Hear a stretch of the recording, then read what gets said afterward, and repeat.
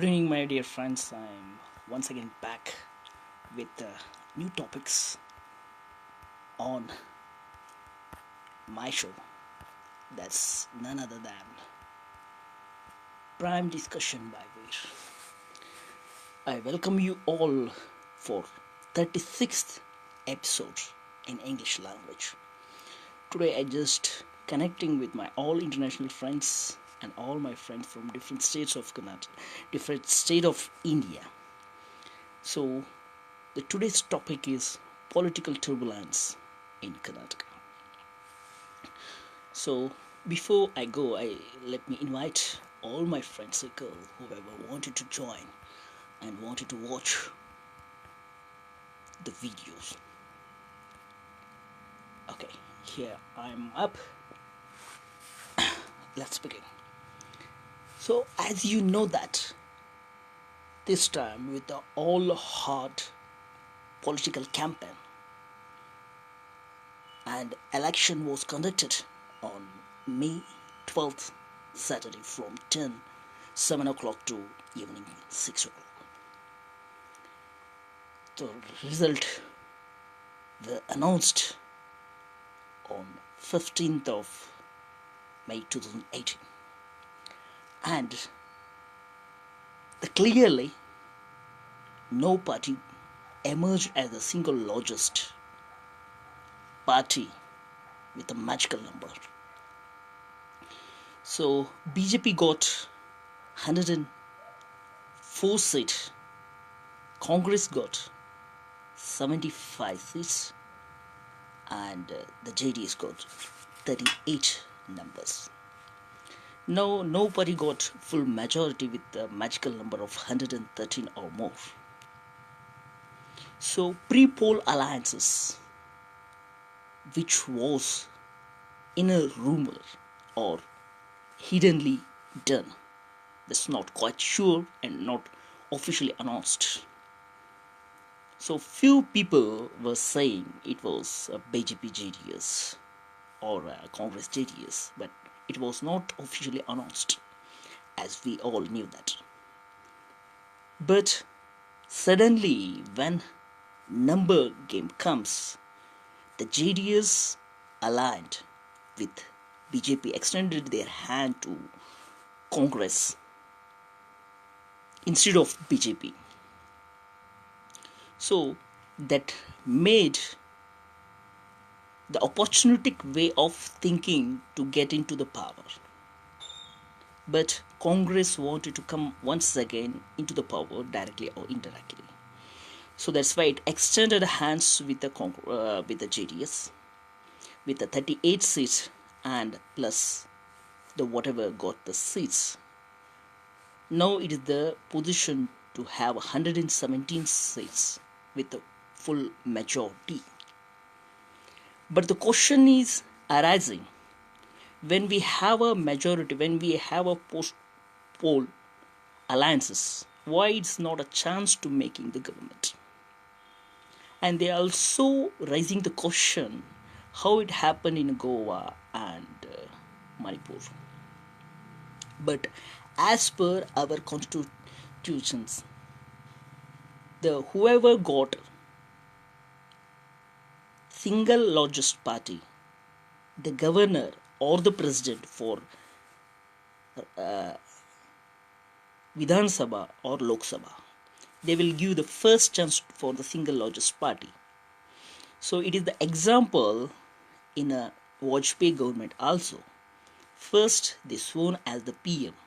They had given a chance to prove their majority for 13 days, but it was not happen and the government dissolved. Like that also at current moment, our honorable governor given a possible chances or order or invited for B.S. Yediyurappa to form a government with a 10 days time. I don't know why the people or the opposition party thinking it's wrong. It's the first possible outcome or first possible way to form the government. If within a 10 days BJP cannot prove the majority, then the second option is whatever the alliance with the JDS and Congress. So it's very quite clear and simple. But also the Congress party or a JDS party or some of the supporters demanding its injustice. I don't know how.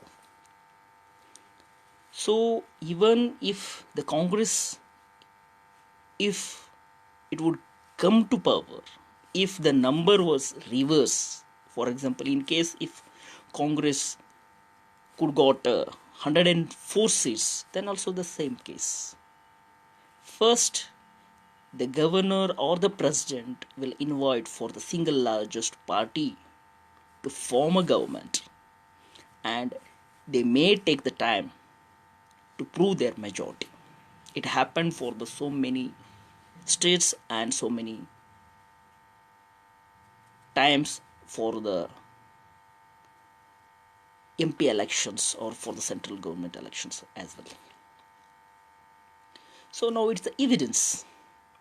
But in case you're well sure, it's not 100% sure that you could not make the government with the numbers or the alliance, then it is the possibility, second possibility, you could form a government for the second largest party with the other parties.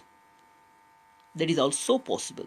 But when the first single largest party cannot prove their self for the majority, then the second option will give to that particular party. For this situation, and it is the procedures.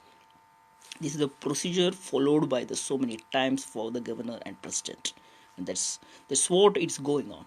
Whatever maybe the party leaders or all the leaders saying on TV is not going to count it with the legal advice and with the constituency advice.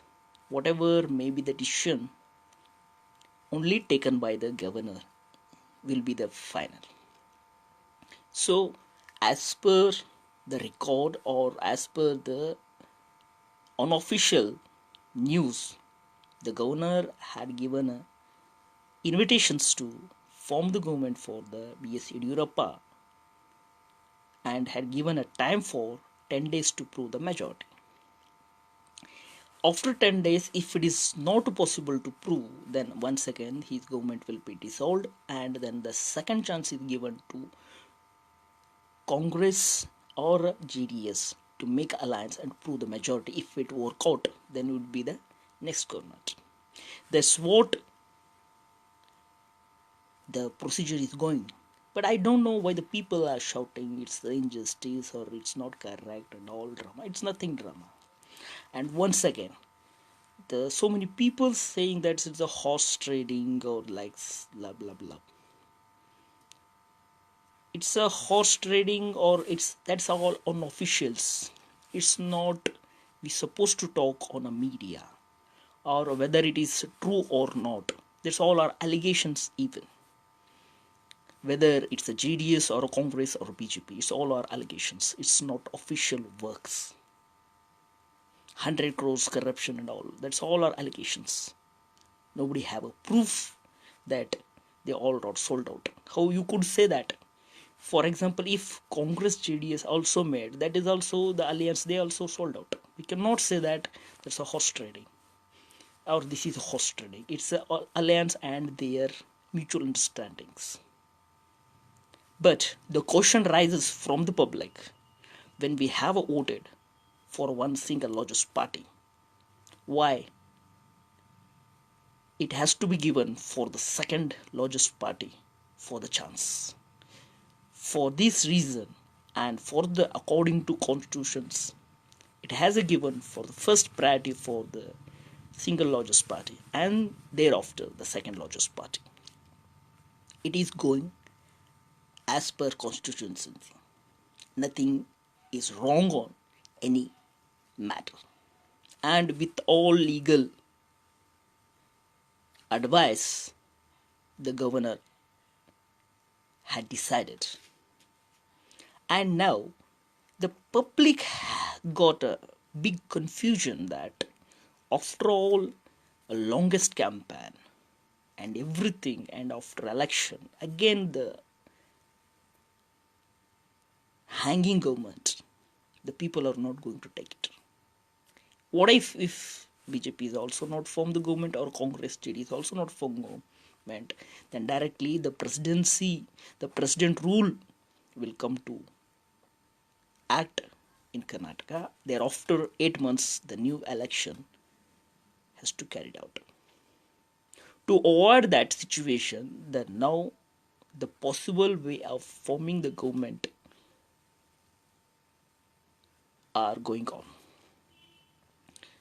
So after that, if nothing work out, or even 6 months after JDS Congress or BJP JDS not work out, then again there is no way other than president's rule.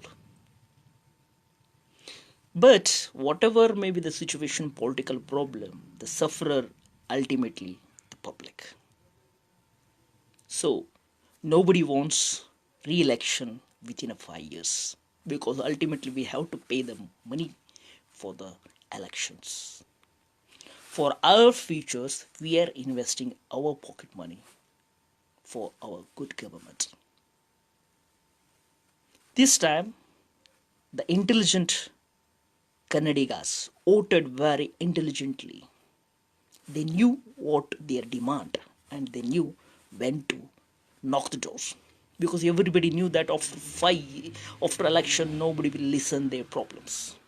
They raised their questions regarding Lingayata Pratyeka Dharma, or Mahadai problem, or the railway link projects, or infrastructure development problems, or the murder cases, or the injustice to the public, or drought condition, or former suicide. Every problem they took to all the three major parties, JDS, BJP and Congress. Whoever supported and whoever going to address their problem, irrespective of caste, religion, they voted. It's not the people just voting because BJP for the Lingayat, or it's not the people of Vokaligas supporting GDS. It's not the minority of Muslims or scheduled caste, scheduled tribes supporting Congress. It's all over Karnataka. The intelligent Kannadigas or Karnataka people just supporting on purely basis on a performance from last 15 years. The Kannadigas or Karnataka people had a record of 3 major party ruling in Karnataka. They have their performance card with them. By watching the 5 years, the Congress, what they have done for Kannadigas, the JDS, what they have done to Kannadigas, and BJP, what they have done to the Kannadigas, they are measuring all, and they voted for their best and favorite candidates. And they also made them to win.